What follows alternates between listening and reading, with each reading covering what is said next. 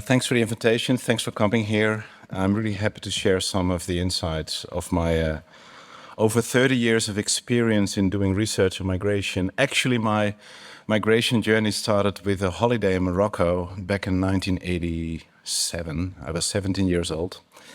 And I then decided to do fieldwork as a geography student about oasis agriculture.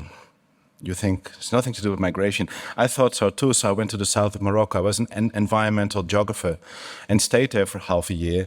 But I discovered I couldn't explain anything in a country like Morocco without thinking about migration. Because what happened in those small villages I stayed in, people moved. They moved to big cities, they moved to Europe, they sent money back. They also brought new ideas back, and everything was changing, including agriculture. So this is how I was drawn into migration. But I think it also put me on a certain trajectory which is perhaps atypical, because we have a very biased view of migration. I mean, depending on which country you live in, I think Poland is right in this sort of transition. Of course, migration from a Polish perspective for a very long time has been about Polish people moving abroad. But a typical Western perspective, Western European perspective, is about they're coming to us. And I think, as far as I understood in my conversations yesterday with some of your colleagues, Poland is right in this transition. And what is very typical for new immigration countries is to be in a state of denial. And this is the idea of, this is only temporary, we're going to stop it. We have some workers, okay, but it will go back someday. That is exactly what you could hear in Germany and the Netherlands back in the 1960s. And this is quite typical.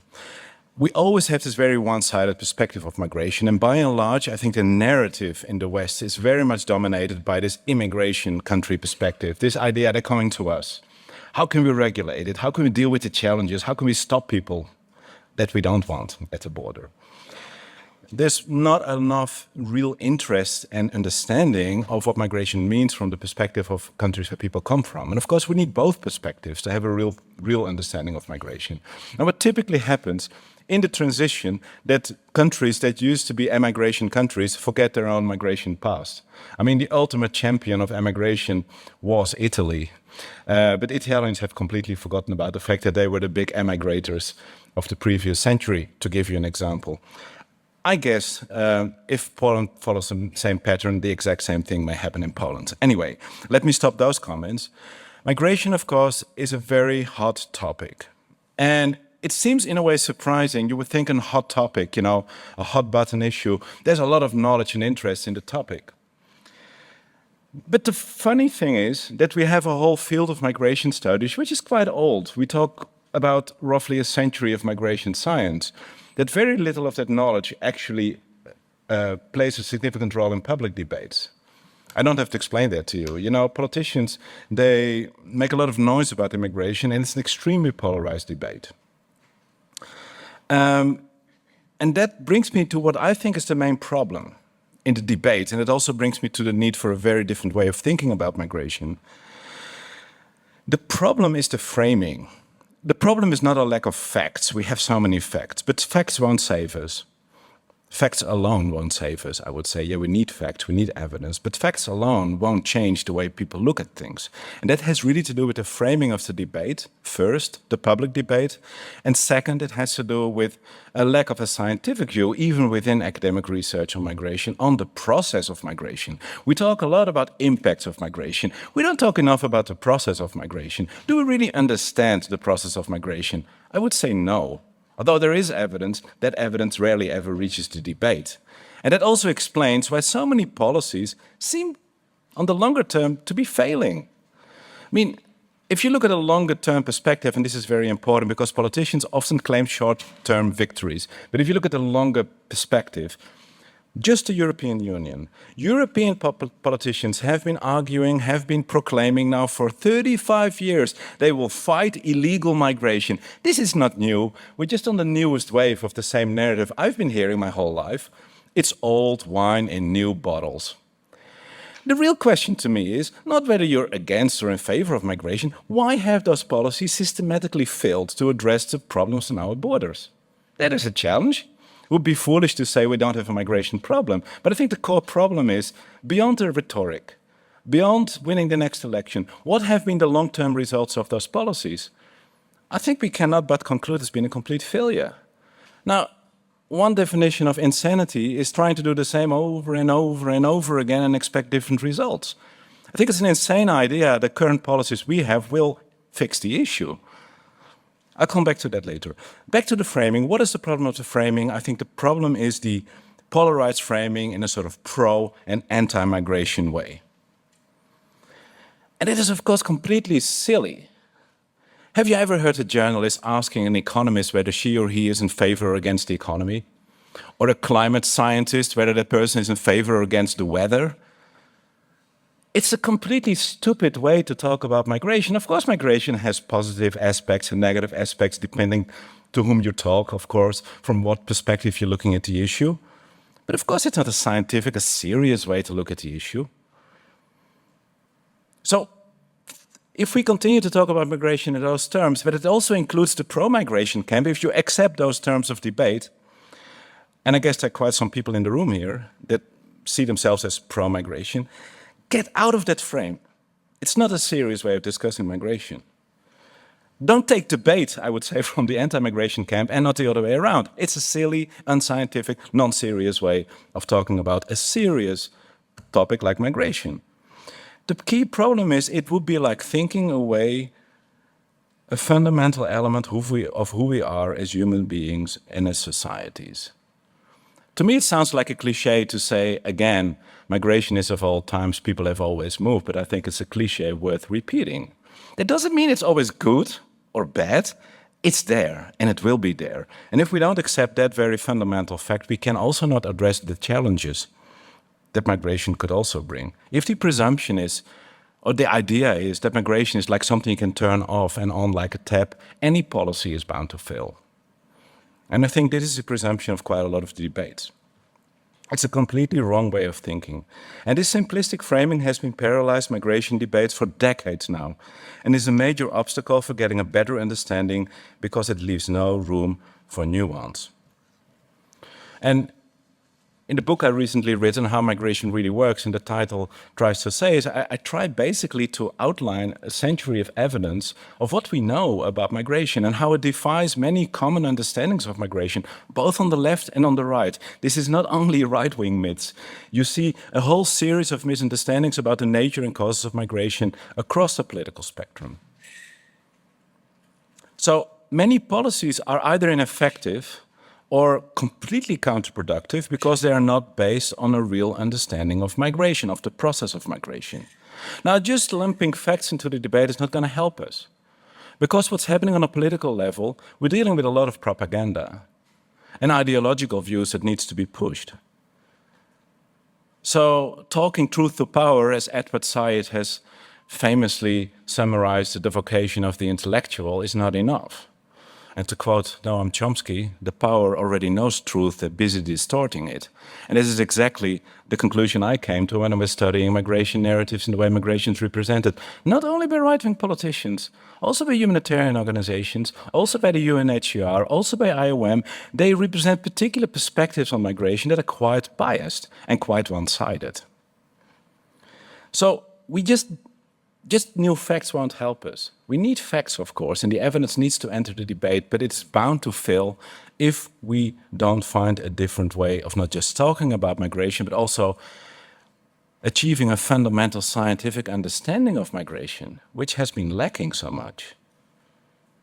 And that new paradigm that I'm advocating is to not look at migration a priori as a problem to be fixed or as a solution to problems like aging, but as an intrinsic part of much larger processes of social transformation and economic development.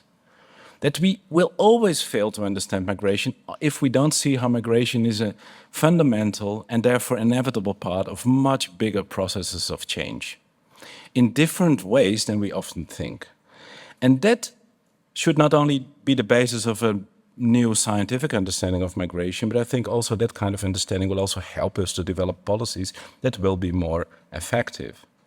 So yes, we need a scientific paradigm. It's like economic science has been quite useful to understand how to manage a recession, for instance. If governments during a recession are going to massively cut back spending, you may reinforce the depression. And some economic recipes sound quite counterintuitive. It's the same with migration. There's a lot of counterintuitive things in migration. Now, I've written about 22 myths about migration. It's impossible to cover all 22, so I'll pick out 4 or 5. And I hopefully will convince you that we need to develop a really different understanding of migration. And I deliberately picked out left and right-wing myths and some myths that are shared across the board. So to avoid any easy thinking, it's all them who see it wrongly. I think we collectively have developed a wrong way of looking at migration, which has penetrated very deeply, not into just our consciousness, but also our subconsciousness, how we look at migration, particularly migration from the so-called global south to the so-called global north. Let me start with the first one, and I think this is the most widely shared one. It's this idea that we live in times of unprecedented mass migration. It is advocated by the far right, by the left, by the UNHCR, by the IOM, by almost any pundit and expert you'll hear talking about migration. And the assumption is we have poverty, inequality, conflict, climate change, and on top of that we have all this modern infrastructure, means of communication, transport, internet. It's become so much easier to gather information about other places, to go to other places, etc., etc., etc. It sounds very intuitive. And this is then also linked with this idea, it's easier to move. We see all these problems in the world, conflict, poverty, inequality, and that then leads to mass migration. That's what we see. And this is sort of linked to the idea migration is spinning out of control. We can also hear it in the narratives of IOM and UNHCR when they put out another press statement. We have the highest ever number of migrants or refugees in the world. I don't have time now to elaborate on my critique on their methodologies, which are a bit problematic. I understand why they're doing it, because they want attention and funding, but I think there's a problem. It's a very one-sided perspective. But everything amalgamates into a notion of a migration or refugee crisis. And interestingly enough, both on the left and the right, there's a certain interest in pushing that argument. Now, to address this border crisis, which allegedly is caused by all these problems in the world and the ease of travel, etc., the right and the left have very different solutions. On the right, you'll hear more often, we need to secure the border even more. On the left, you'll hear, we need to solve those problems. We need to send development aid so people no longer have to migrate. And some people will come up with a mix, which is happening in practice. I'll come back to those later, and those are problematic in themselves. But the fundamental presumption that migration is spinning out of control and accelerating fast needs to be questioned if we look at the evidence. We have roughly 280, we can speculate about numbers forever, roughly 280 international migrants in the world, which is roughly 3.5% of the world population. If we go back in time 50 years, the percentage was similar, which means, well, numbers of migrants have gone up, so has the world population, but the relative pace of migration hasn't actually increased. Look at refugees. Well, it's very erratic. Of course, we've just been through an episode with Ukrainian refugees. But if you look at the longer term, patterns are actually quite stable. Roughly 1 out of every 10 international migrants is a refugee, so 0.35%. Illegal migration, it is a problem on the border, definitely, and I'll come back to that later. But it's not as massive as we think, because we're very much influenced by the mass media and the political narratives that only focus, in the case of the UK, on the boats or people crossing borders illegally, the fences. We have to put this in perspective. Depends a bit on what country, but in many European countries, some estimates have been made. Perhaps 10% of all migrants either cross borders illegally or just overstayed their visas, are in undocumented status, and those numbers aren't necessarily going up. So these are real problems, I'll come back to that, but it is not as we easily see things out of proportion. And it illustrates the extent to which our ideas have been distorted by political narratives and media coverage.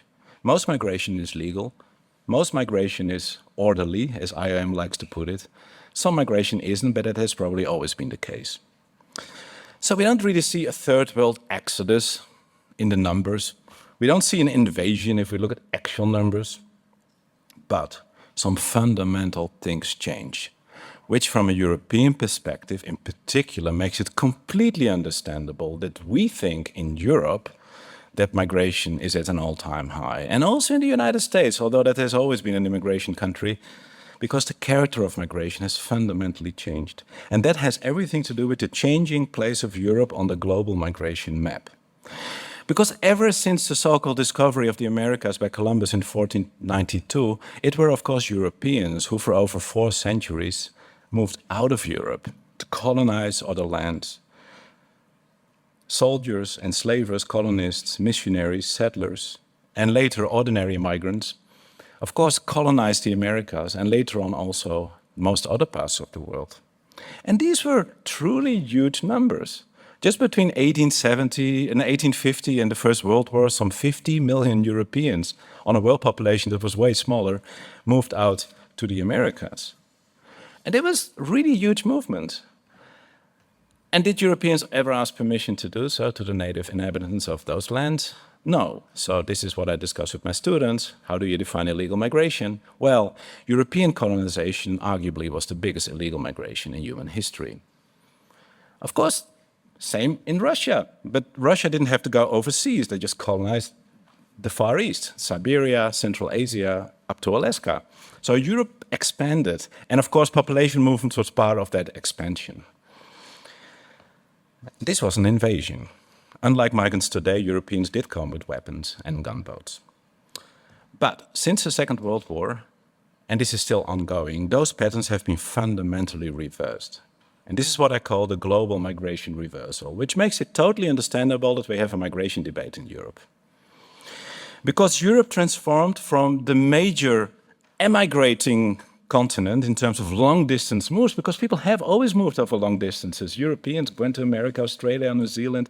So the idea that we move over much bigger distances, Europeans have started to move less, actually. Why? Decolonization, of course. Europe lost its colonies, at least Western Europe lost them.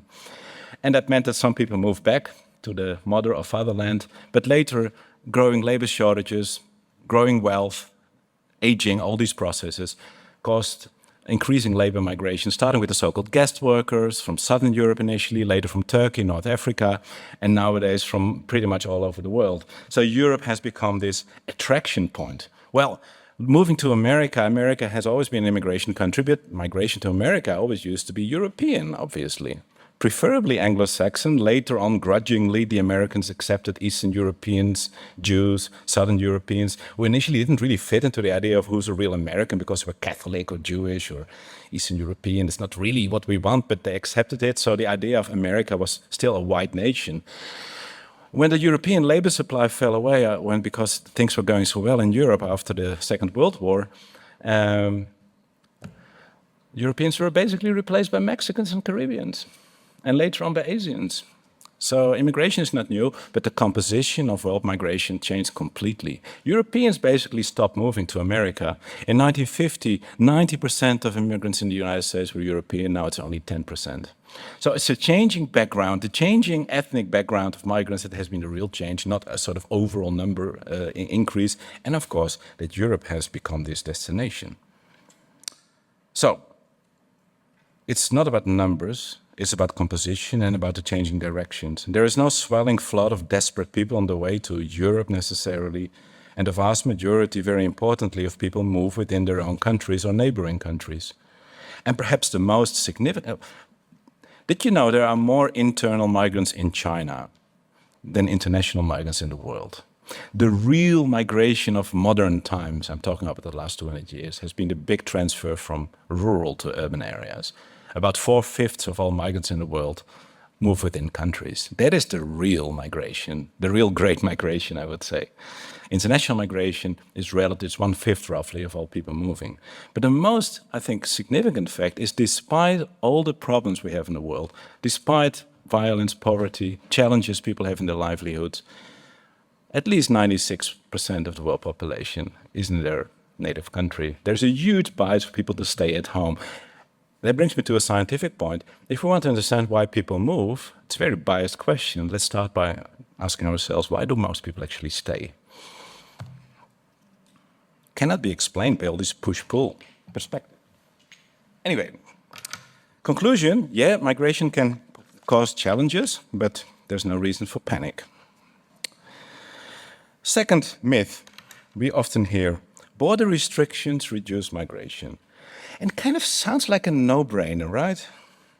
Yeah, of course, borders are not perfect. We know that. You need to create a kind of North Korean totalitarian state to perfectly seal off a border.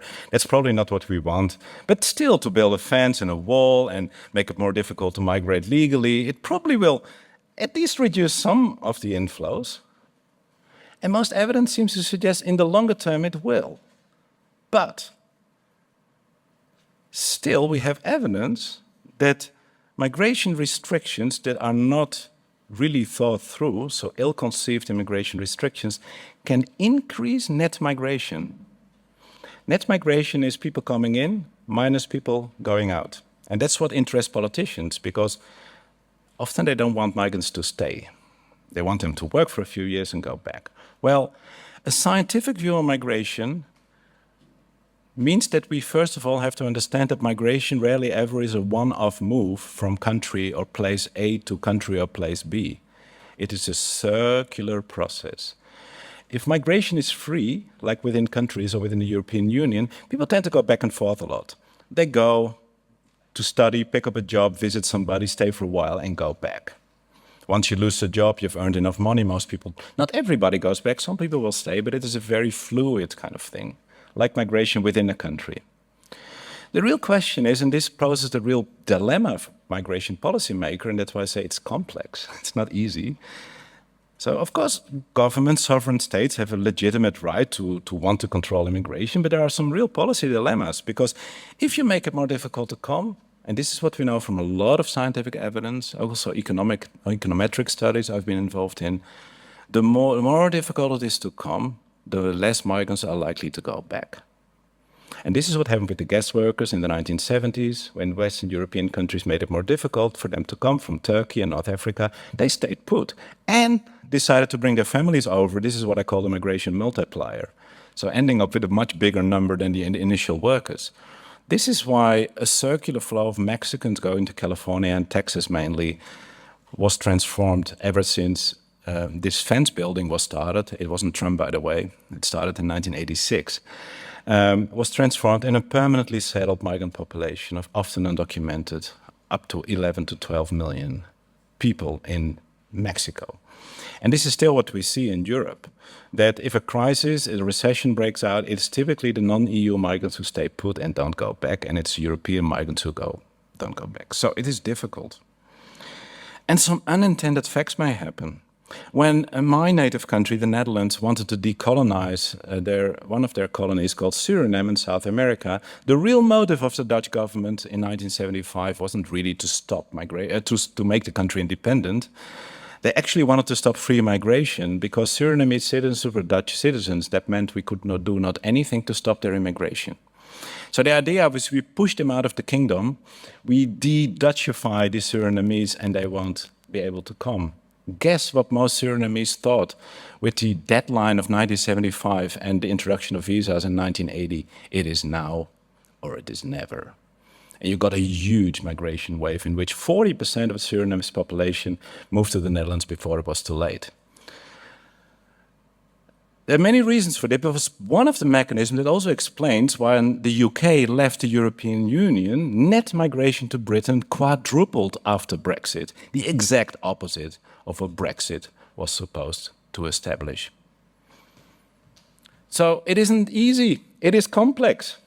And it is actually quite surprising how few journalists ask critical questions to politicians about, hey, you wanted this Brexit, right, to reduce migration. Why didn't it work? We all focus on the boats, which is, I think, in Britain, 4 to 5% of all inflows, which is a problem, but it's not the bulk of migrants coming into the UK. Because migrants stay put. If it becomes more difficult, the more you have to invest in your migration, the less likely you're going to give up and go back because you may not be able to go back again, re-migrate. So it is complex, migration management. It is not like opening and closing a tap if you don't address the root causes of migration. Well, that brings me to the next myth. And this is what you hear a lot in progressive circles. Yes, indeed, borders don't work. I think that is also too bold of a statement. But anyway, we know they are at least problematic and they haven't done what we wanted them to do. So something's wrong. So the answer is we need to address the root causes of migration The Biden administration also bought into this narrative. We need to provide development aid, we need to help people to stay at home. This steps into this idea that immigration, particularly from the global south, is a desperate flight from misery. Interesting thought, why don't we think Europeans of ourselves that way? Why would we presume that, let's say, Africans have fundamentally different reasons for migrating than we, the Polish or Germans or Dutch have or had? But I leave that aside. The problem is, if we look at the evidence, that we really have to question this victim thinking of migrants that lack agency. The representation of migrants as economic refugees fleeing oppression, poverty and violence, or as victims of smugglers and traffickers who sell false images of the European El Dorado, who have no job to come, will only be exploited, and we see the images of people dying and suffering at the border. Well, of course, some of these things do happen, but it's a very one-sided perspective that is not representative for the overall migrant experience. In general, and we have a lot of research here, shows that migration is generally an investment in a better future. That generally tends to pay off.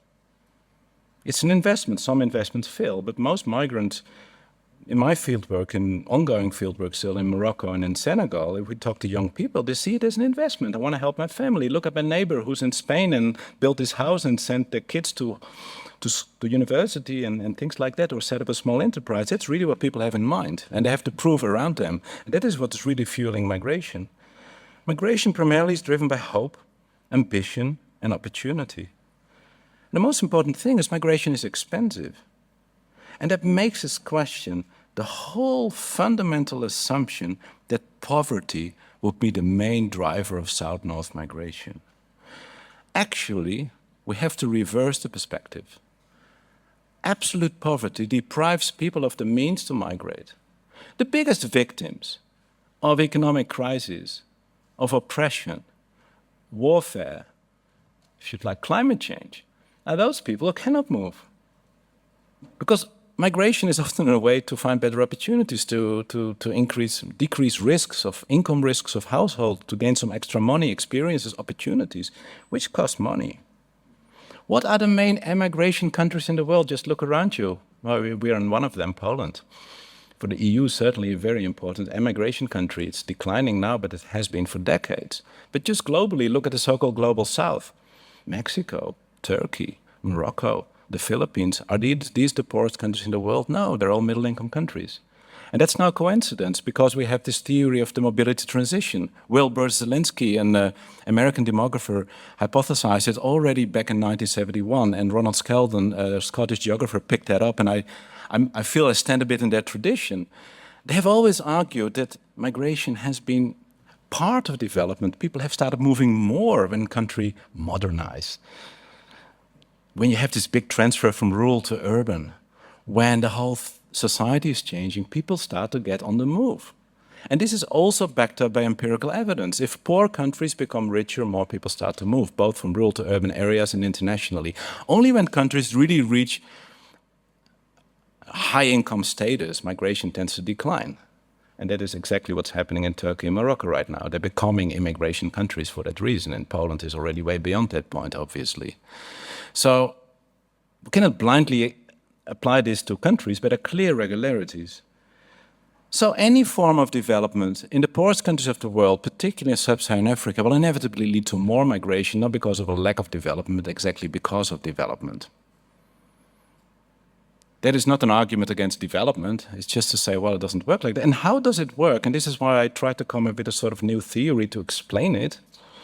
It's not just about money. Migration is also about life aspirations, changing ideas of the good life.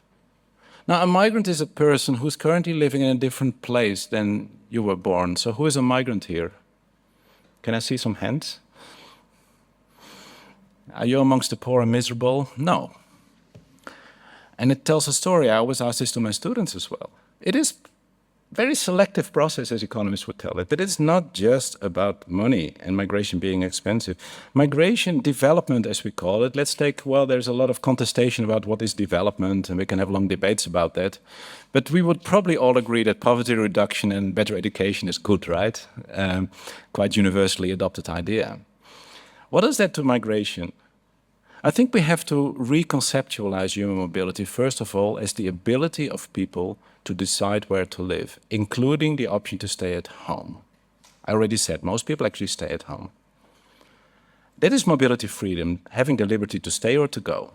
If we take that away from people, you create a migration-obsessed society that takes those no one ever chances to get out whenever the opportunity presents itself.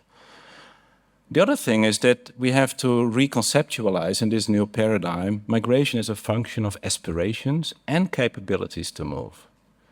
Now, the capabilities part is pretty obvious. You need economic resources. A certain education will help you to get the right paperwork and jobs abroad to migrate and things like that. And of course, social capital, contacts, networks. So you need to be resourced to a certain, you need the capabilities. But the aspiration, that is typically what we see with education and access to media. We did some surveys in Ethiopia, which convincingly showed, and also some other African countries, that the more people get educated, the more they want to move, and it makes complete sense. It is not just about economic opportunities and the fact that you probably can't find your kind of dream job in a small place and you have to move, or perhaps even abroad, but also about people's different kind of lifestyles, which are no longer connected to the rural agrarian life. And my well-educated friends in rural Morocco, whose parents were still peasants, say, well, I don't want to work on the farm, even if that farm was quite prosperous. So this goes beyond economic. It goes beyond really the money. It is really about people's changing life aspirations. And that shows that migration is an inevitable part of development. And it completely reverses the standard ways. Some of you may have heard about the push-pull model, and we think this poverty push. Actually, poverty deprives people of the means to move. And I've done quite some research because of my own background in environmental geography about the links between environmental degradation, climate change, and migration. The irony, or the bitter irony, is the biggest victims in the future of climate change that will be deprived of everything they have are the people who cannot move.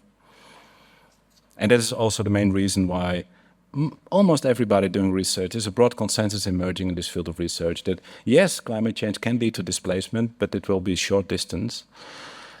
Probably mostly temporary, but it will not be linked to massive transcontinental moves of people. It doesn't make any sense at all if you look at the evidence. The biggest victims of climate change are those people who will get stuck in dangerous situations. And there are many reasons to think that any form of deprivation will lead to less or to more migration. Again, it is complex. There is no simple linear relation between poverty and migration. The most vulnerable will be stuck in what Jürgen Carling, a Norwegian migration researcher, called involuntary immobility. So we have to reverse our thinking about the very nature and causes of migration. We also have to de-essentialize the way we think about South-North migration. I said this before. Why do we always presume that Africans are always moving for misery reasons? We've done, also when I was still at Oxford, we've done a lot of research with teams in Ghana, Nigeria, Morocco, Senegal, and most Africans move for pretty similar reasons as Europeans, to get a degree, to join family members, or to pick up a job. So the media representation of those migrations is highly biased towards refugee kind of situations, really problematic, but it's a very biased view. That brings me to the fourth, almost last myth, perhaps I'll add one more. Because we're still looking, what are the real causes of migration? Well, we found part of the answer, it is development. If we look at a society-wide perspective, it is the deep social transformations that come with modernization and sort of the economic changes that are part of it, but also the cultural changes that are part of it. Inevitably, societies will get on the move. Particularly in that midterm phase with big demographic transitions, economic transitions, infrastructure development, societies will get on the move. Only when societies really become rich, they tend to produce less migration, but they then inevitably become destination countries. And that brings me to the second aspect. Yeah, development increases the development potential of societies. But when the crisis hit the Spanish economy in 2008 and unemployment was skyrocketing in Spain, Moroccans, again, I come back to the Moroccan example, this is where I did most of my research. There was barely any Moroccan who thought about going to Spain at that point of time because everybody understood there was no jobs. Why would you pay a smuggler or put so many resources in a visa if you know you're going to be unemployed, so people stop migrating? And that brings me to another myth, and I'll pick up the theme again, which is this idea that migrants steal jobs and drive down wages and all of that kind of thing. It's very part of the, actually originally a left-wing narrative. It's important to remind that right-wing parties are not necessarily more restrictive in immigration than left-wing parties. Actually, if we go a bit back in time, it were generally the political right that was in favor of the guest worker migration, to Northwestern European because it served industrial corporate interests. And then the accusation of trade unions, but it's basically that the argument has been taken over by the far right, is that migrants are responsible for the social problems, increasing inequality, growing job insecurity we face in many Western countries. Well, first of all, there's no really sound econometric evidence to really sustain such big claims. We see that even with big migration shocks, as the Syrian influx, millions of Syrians going to Turkey, or indeed Ukrainians to Poland, I was informed yesterday, don't change much in terms of average wage levels and employment levels. Basically, the whole economy becomes bigger, the whole economic pie becomes bigger, the average size of the pie roughly stays equal. We can have a long debate about the marginal effects, but roughly, it doesn't really show up in the evidence. And this is because, also more fundamentally, we have to turn around the main causality of the argument. We're all fixated on what is the impact of migration on our workers. But the other way around causal relationship is much more powerful.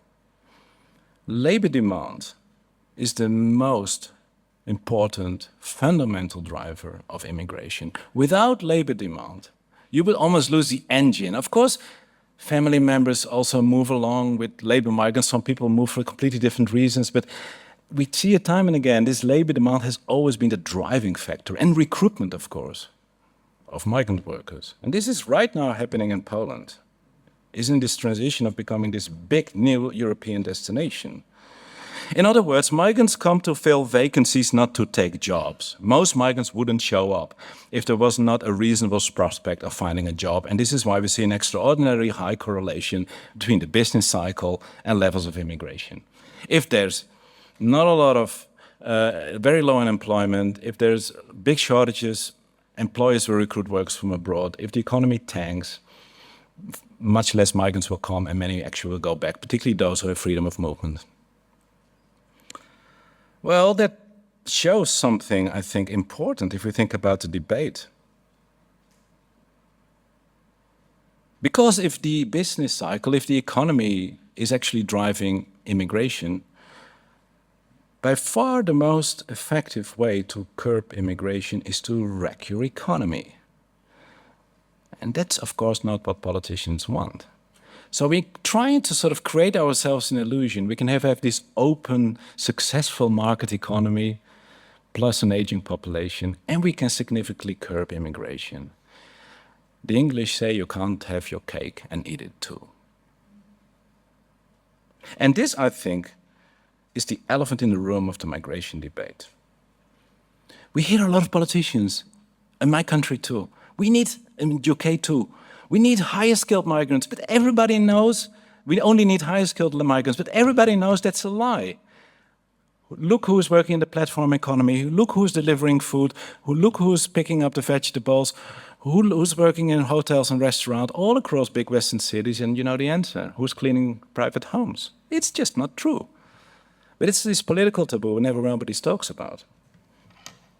And that's the elephant in the room of the migration debate. Labor demand, not poverty or inequality or lack of development, is the most important root cause of migration. Yeah, conflicts, yes, but I already told you, refugee migration is relatively small compared to the real driver of increasing migration to the West, which is true. There has been an increase in immigration that has mainly to do with increasing labor shortages, also driven by aging. And that is something I really hope journalists will become more aware of. There's a huge discursive gap, as I call it, between the tough rhetoric of politicians on immigration and their policy practices, which are much more lenient than their tough rhetorics seem to suggest. That is particularly apparent in the wide-scale toleration of illegal labor, undocumented migrants doing all sorts of jobs, to which politicians are all too happen to turn a blind eye toward. At the same time, and this is also what journalists don't realize, this government have lower barriers for lower skilled migration for various categories of worker. So we all focus on asylum and the border, it almost distracts the attention away from the real thing, that actually political field has largely responded to businesses and broader economic interests, but also think about care and personal care. This is not just about personal big corporations. Well understood social and economic interests that we understand that these are actually vital workers. And this is why government in practice turn a blind eye. Donald Trump has stopped workplace controls in big farms in California. Nobody knows that. All the focus is on that one deportation flight to El Salvador, and it distracts the attention away. One statistic, and this is, by the way, true for most Western countries, we try to collect data also on Poland on labor enforcement. It's almost impossible to get, because I don't think governments wanted to know this thing. But the US, I think 10 million employers, I forgot the exact number, but it's a lot. Guess, despite all the rhetorics, if you really want to address illegal migration, the exploitation of undocumented migrants, their ruthless exploitation in the workplace, we all agree this is not a good thing, right? But you have to address it at the source. As long as we tolerate this, so this statistic is the following. I was shocked when I heard it. The number, because I looked up the data, I think how many employers in the US get actually criminally prosecuted for exploiting undocumented migrants on a yearly basis? Guess. 15 to 20. No zeros added, no percentages. It's roughly the same chance of being hit by lightning. I just had a team of students looking at Poland, looking at the Netherlands, looking at Japan, Germany, countries that have this very self-righteous image, like Southern Europe always messes it up, we know how to do it. They don't have even statistics, and the statistics we have actually confirm there is no willingness to enforce labor law. We already have the laws, because we all understand. And this is the organized political hypocrisy around immigration. And that is across the political board. This is not just a right-wing problem. We don't talk about the elephant in the room. And this brings me to the end of my talk. Just one remark before I conclude. It's also important to keep in mind that this idea that migration lifts all boats, it's good for everybody, I think we have to be very careful with that argument too. Migration is also not a solution. We have to get rid of this idea, either a problem or a solution. It is there. Because there's also quite some evidence to bust the myth that migration can solve the aging problem. Yeah, aging will increase labor shortages, but immigration will not solve the aging problem. That requires much different policy measures. But also, evidence quite clearly shows it's primarily the better off that benefit economically from immigration, who employ migrants or benefit from the services, and that lower skilled native workers barely benefit economically from migration, or sometimes even lose a little bit, but particularly I think, and this is politically relevant, they do see the real changes migration can bring to their neighborhoods, their workplaces, the schools their kids go to.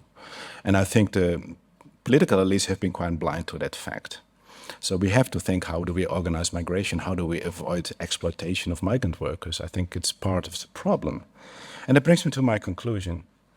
So I hope these few examples convince you that what we need is not just facts, but a totally new vision and paradigm on migration, about its nature and causes, as an intrinsic and therefore inevitable part of broader change.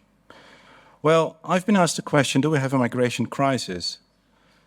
Never say no if people ask that to you. Yes, we do have a migration crisis, but I would add it's a political crisis.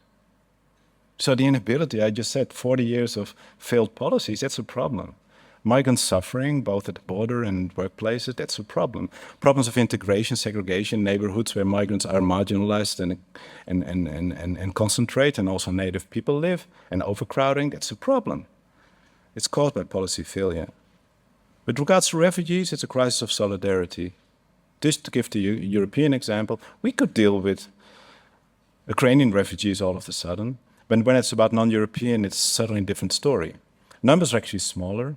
Europe has 450 million EU inhabitants. Germany and Austria were right to complain that they were actually carrying disproportionate high responsibility and that the rest of Europe is kind of having a free ride on their hospitality. I think if Europe gets its act together, we could easily deal with it. It's a crisis of solidarity not only with refugees, but also amongst European nations.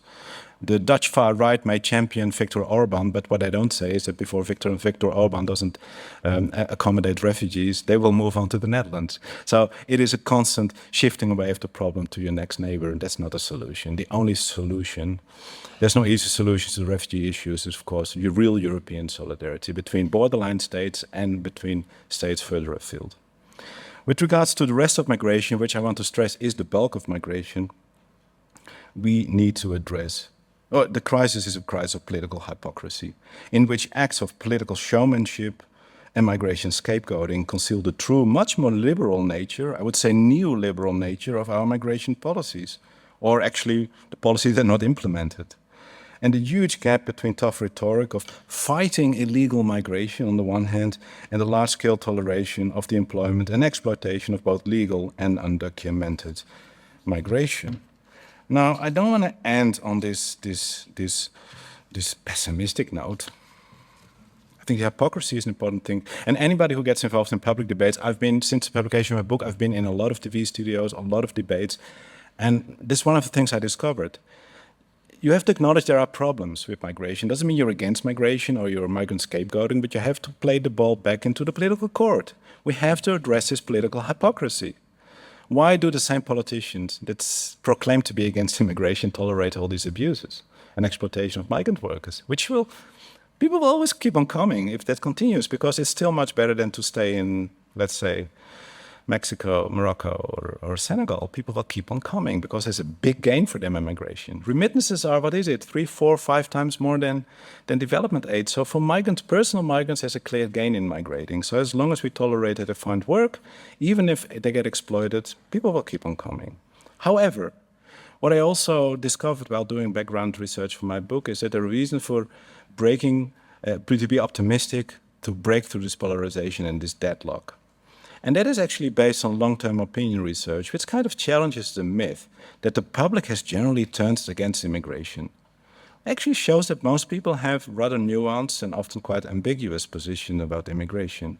While many people worry about how immigration may affect their lives and communities, most people also understand that many migrants do essential work and agree that refugees deserve protection. There's a huge gap between political rhetoric and public opinion, which is much more nuanced. And to me, this shows, it's a reason for optimism, that voters are much more level-headed about immigration than our elected leaders, who surface very poorly with their simplistic narratives. So equipped with the right knowledge, there is reason for optimism about the potential for having a more nuanced debate about immigration to develop also policies that avoid current problems and make migration work better for all members of origin societies. However, this is the insight that this new paradigm brings of migration as part of much bigger processes, and we cannot decouple debates about immigration from much broader debates about economic policies, inequality, the platform or the gig economy, the future of labor, welfare, who will take care of our children, the sick and the elderly in the future.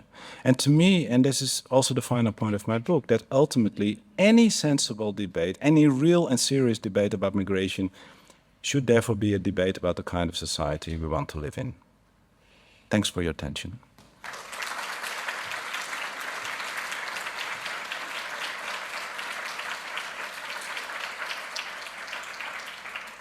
Ladies and gentlemen, Hein de Haas. Thank you. You absolutely deserve them.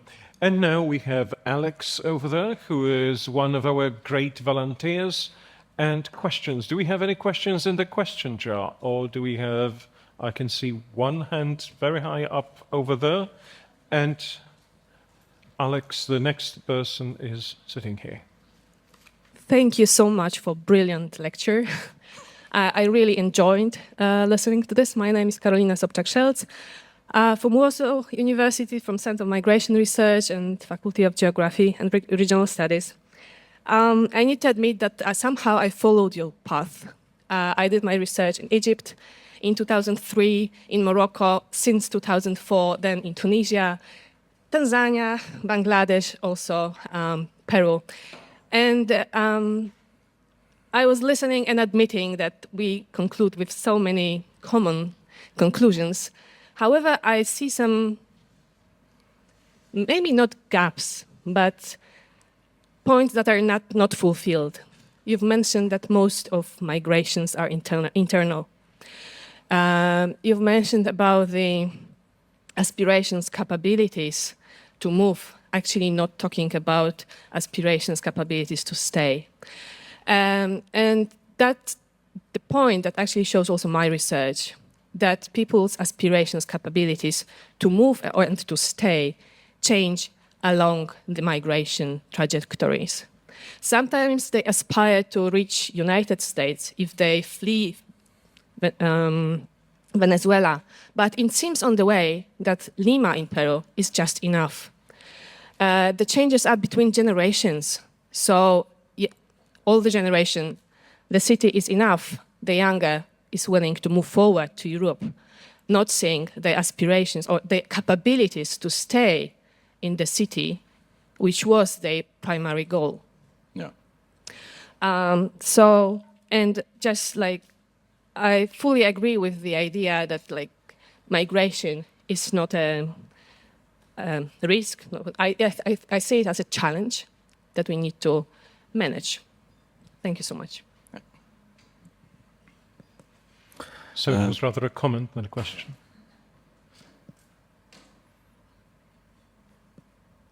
You want me to? Yes. Right, yeah. Can we have a question?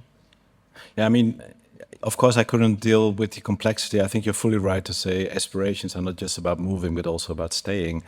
But this is why I think the notion that we need to rethink human mobility freedoms as the capability of people to decide where to live, I think is quite a fundamental one.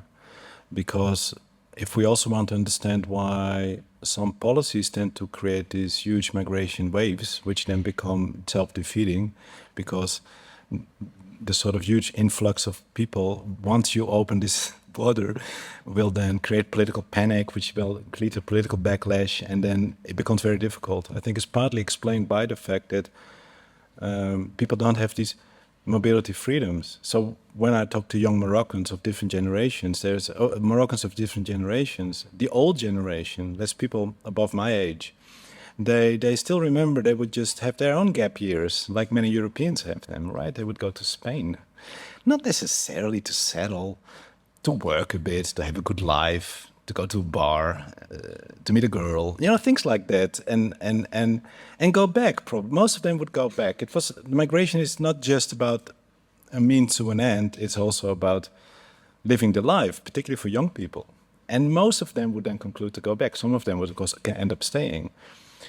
The idea is, what do you do to the psychology of migration once you create this barrier? You create this, what I call this migration obsession, or this now or never mentality.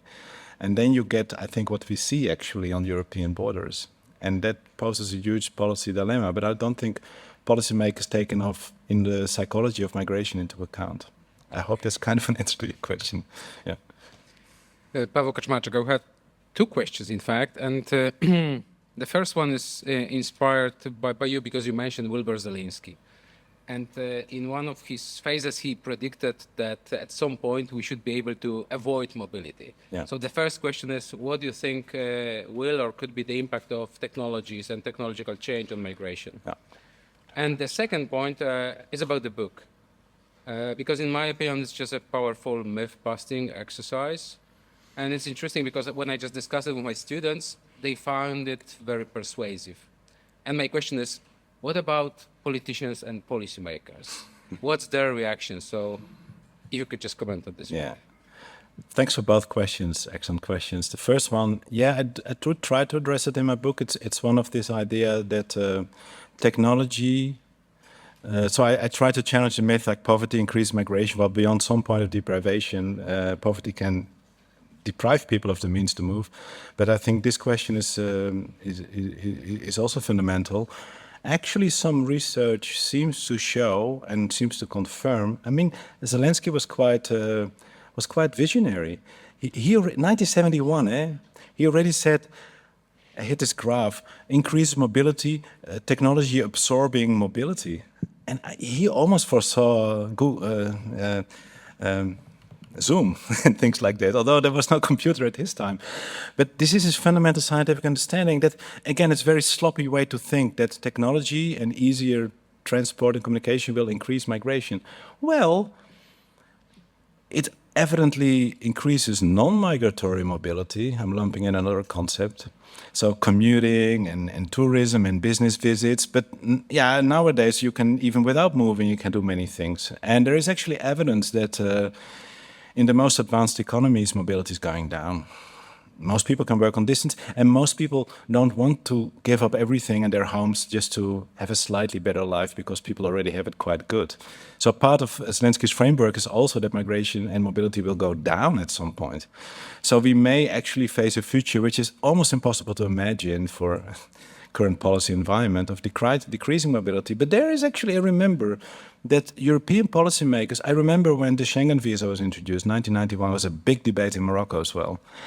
And the word of the day was that this would, with free EU mobility, we would no longer need non-European workers. We just source them from Western Europe, from Eastern Europe, and we solved the problem. It obviously didn't happen, partly because actual levels of internal mobility in the EU are lower than policymakers had expected and hoped for. And it seems to tie into this thing. So we may move to a future where the question is no longer how do we stop people from coming, but actually how do we still get people? That is already true for higher skilled workers, but it may more and more be the case for skilled manual workers. This is also skilled work, by the way, and requires able-bodied, strong, and quite skilled people and motivated people. And these skills may also become more scarce. The only big region in the world where there is a huge potential still is Sub-Saharan Africa and some parts of South Asia. Your second question, policymakers. To round off the first point, so there's as many reasons to think that technological process leads to more as to less migration. Again, it's complex. It's a science migration, like economic science. It's a social science, like economic science. And the world is messy, and we can never perfectly predict things, but we can speculate that these things aren't as easy as we think. Policymakers, I had quite some talks to policymakers, particularly in the Netherlands, because yesterday, our government fell again over the asylum issue. So it's been an ongoing debate about immigration, although if they say immigration, it's actually only about asylum. I do believe that there are politicians around that want to know more and who actually read my book. But at the same time, politicians will tell you, as I said in my book, if I say what I really think about migration and what should really happen, I'm afraid it's going to be political suicide.